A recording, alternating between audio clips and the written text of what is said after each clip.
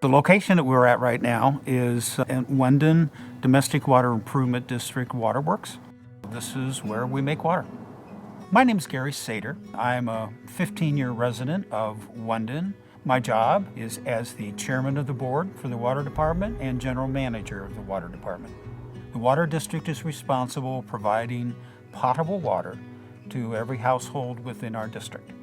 That doesn't mean that people can't drill their own well, but we really only have one personal well in the entire district, and he's still on the water system anyway. But to drill a well here at the depth that would be required would probably cost $75,000 to $100,000, so it's prohibitively expensive for an individual. The aquifer is the only source of potable water for animals, for livestock, for people, for the farms, for growing things. It's the only reason that anyone lives here. The aquifer is called McMullen Valley. It stretches all the way from Aguila to the east, past the Harkava Mountains to the west. It's about 720 square miles. It's considered ancient water, which means that it does not replenish very quickly at all because we're in the middle of a desert and in the middle of a drought. If you look at the recent groundwater report that ADWR just did, this valley has lost in capacity over 1.3 million acre feet, which is 50% of the water that was in this aquifer 30 years ago. And that's a dramatic and scary drop in a relatively short period of time. So if it drops that much again in another 30 years, the aquifer will essentially be dry.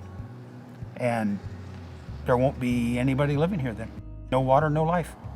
I estimate about 96% of the water used here is for agriculture. Part of our concern with that mix with agriculture, it's not that we want to get rid of farming. Farming's been in this valley for almost ever. But none of it is regulated by the state.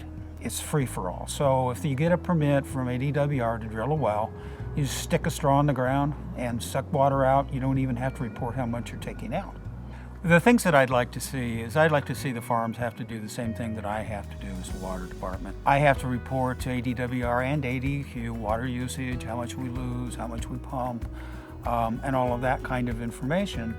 And I think that farms actually should pay something for water usage. It shouldn't be free. This is the Southwest.